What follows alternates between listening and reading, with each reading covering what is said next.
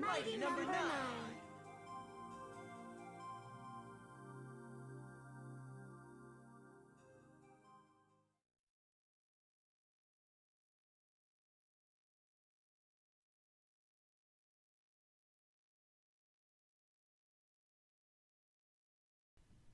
Jesus Christ! I was expecting like a logo to come up. Well, there you go. Fucking concept. Fuck you, Deep Silver. But like, Jesus Christ! Greetings, viewers. Hi, everybody. And it's finally ready. We're Finally ready. doing It it. finally came out. Greetings. It's time for Mighty Number 9. I'm Nick. And I'm Cody. And it's time for us. This is a thing. Load times are terrible in this game. Oh Jesus! I haven't played it or seen it being played, but I've read reviews and all of them are terrible. Yeah, I don't blame them. Like, I'll give before we start like the whole mishmash of me telling me what's good and what's bad about this game. Yeah, I said good.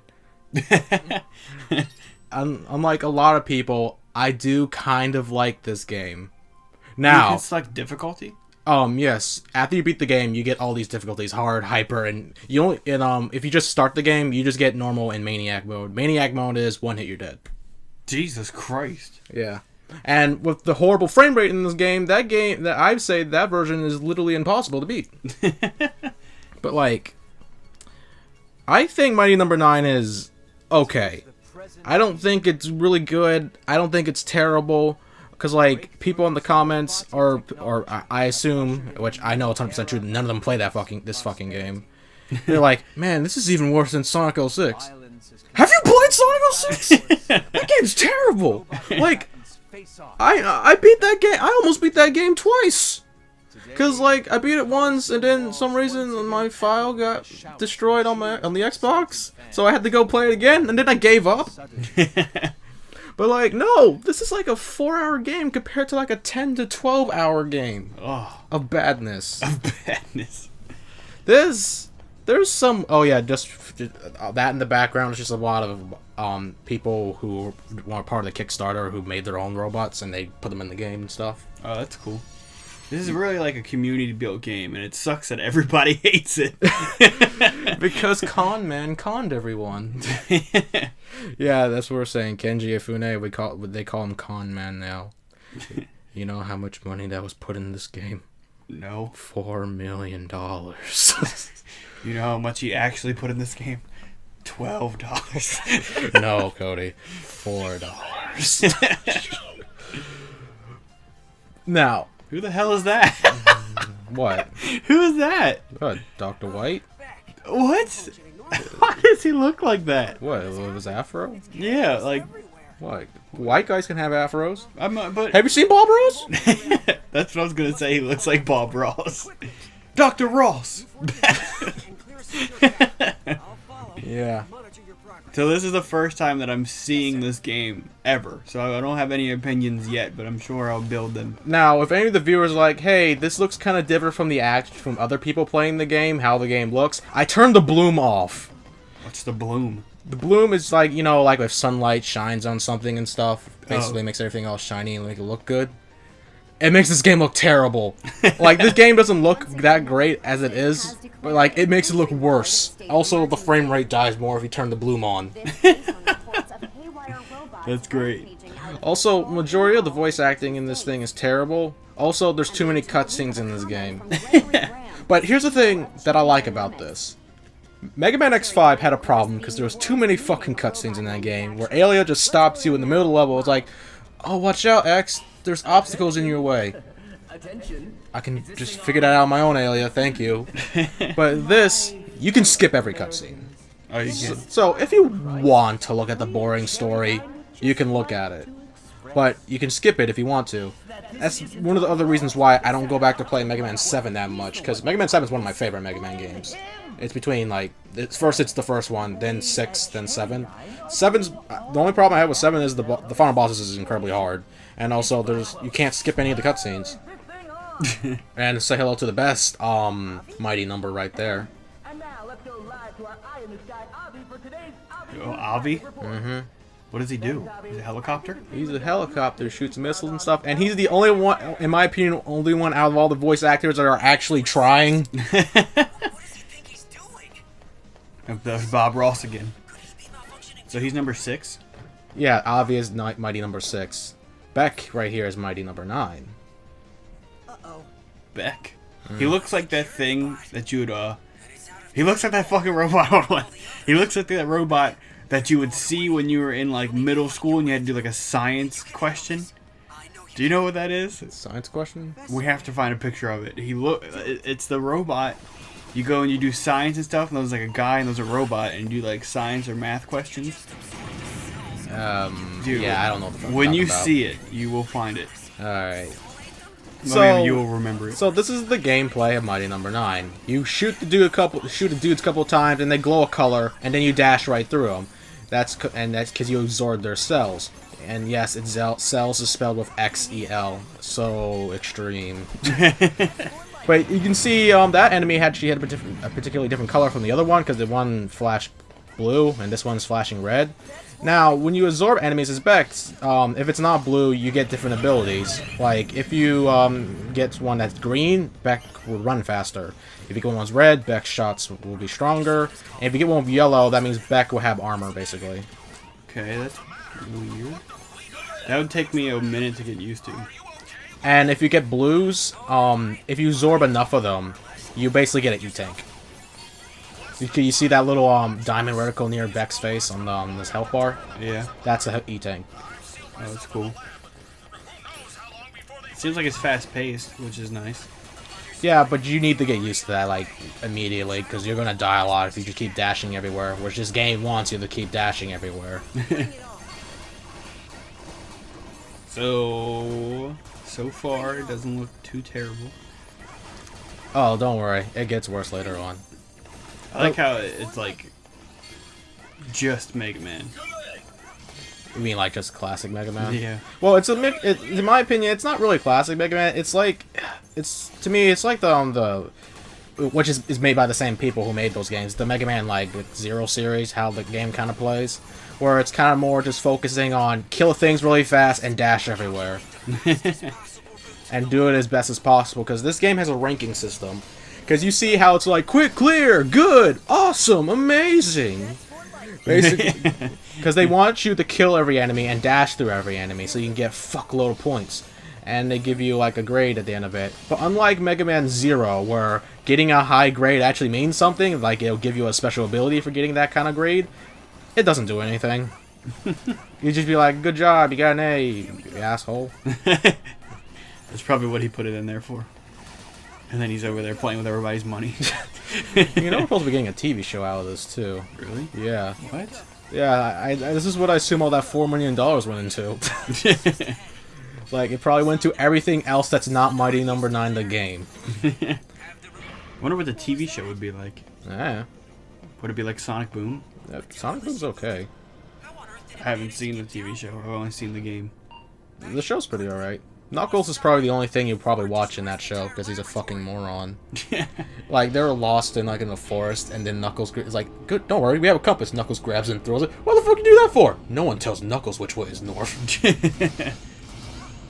So this is the boss? Yeah, this is the first boss of the game. It's incredibly easy. With bosses, you see how they flash purple. That you have to dash into them or their health will refill. That's okay. So it's like mash the shoot button until you get to a certain part, then you dash, and then you're like, they're like, oh fuck, and then you do it again.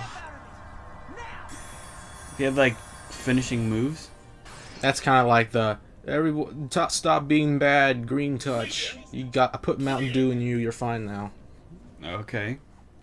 And that's the first level. Okay, not too bad. I could see where it could get confusing if you don't play it 70 times at first. Like, it's just the main problem I have with this game is like, there's potential in here. There's a good game in here. It's just filled with shit. and the problem is, this game got delayed so many times. How is it still filled with shit? Are you all right? I don't know. They just forgot how to make a game. Also, look how their mouths are not moving. So much quality in this game. And Bob Ross is just there about to paint a picture. And if you look in the background, those are all actually concept designs for Call, who's like in that little thing right there, the little red robot. Yeah. There's because Call had multiple designs during the Kickstarter campaign, and that one we have here was the winner of all the votes. That's awesome. I don't really remember most of the other Call lookalikes. I remember one, but that's only because of other reasons. I was afraid of that, but it makes sense. After all, any robots you send to help could be affected as well. What are you doing? I'm trying to find this robot. I forgot what its name is. Mr. Sonda, if we can isolate the cause of the robot Robot rampage, from send aid. middle school science class. And there's going to be a series of things that's going to happen throughout this Let's Play. Basically what happens, you beat 2 levels, you get a cutscene. Beat 2 more levels, you get another cutscene. Wait, Oh, that's weird. At least you can skip them, but you're probably not going to skip them. Because, you know, it's a Let's Play, why would I skip them? You gotta see everything. If I'm just going to play it, of course I'm going to fucking skip them. True. It's a long shot, but it's our only hope. The fate of the I entire like country Call, hangs in the but balance. like, they gave her the I'm a robot personality, so she has no personality. True. But she's like, cute. But she's like cute. I'm trying to think who she looks. There it is! I found it! Brain Pop. Oh. That looks nothing like Beck! Yes, it does! This one! No, it doesn't! Yes, it does! I'm gonna edit it in right now. That Brain looks, Pop. That looks nothing like Beck! Put a side-by-side comparison. Even this one they're walking down the street, that is him! That's where they got the inspiration from. Do you remember this? Yeah, I kinda actually Oh, do. look, he's all angry. New chips are added as the game progresses. Be sure Is that a Confederate flag? You see that? His face is like, oh shit. It's like a Confederate flag and the actual American flag fused together. Won't see that nowadays. He's like, And that maybe that's why the robot's mad, because he's kind of black. mighty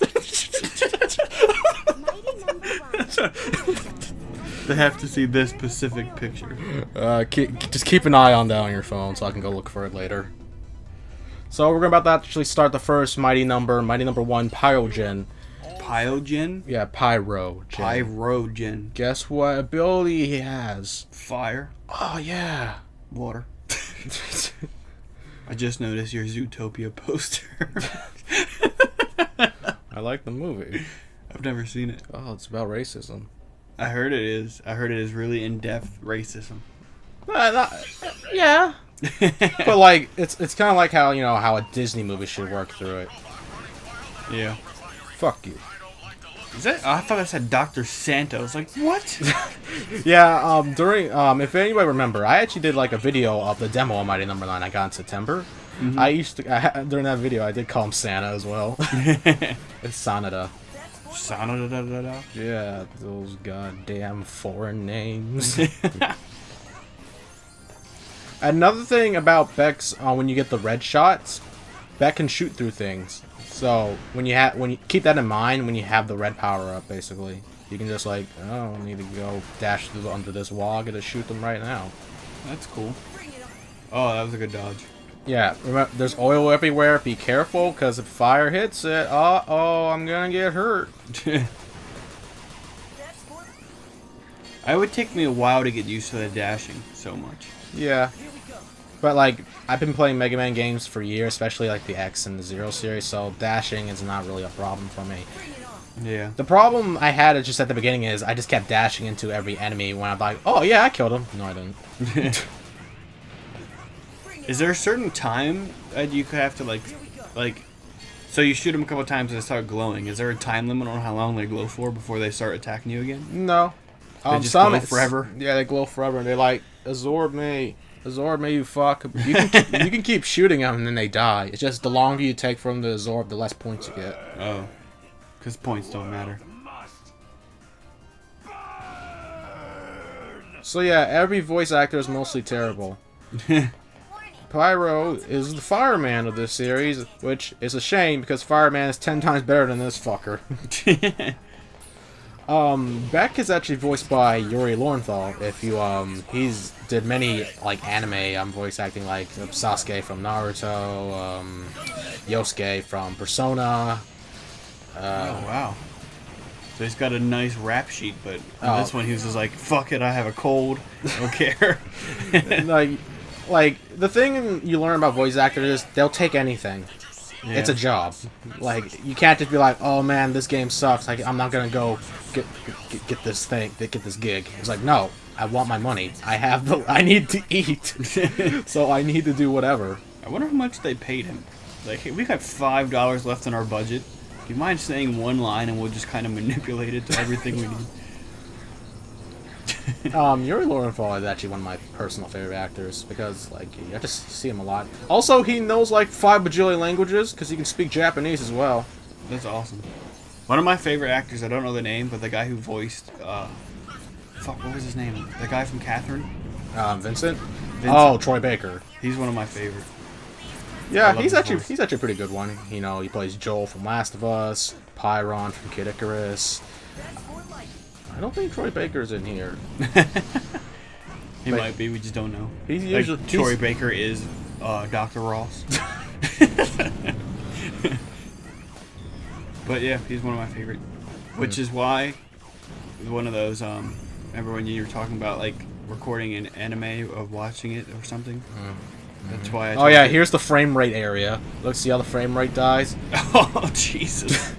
That's so bad. Don't worry, more of that comes later.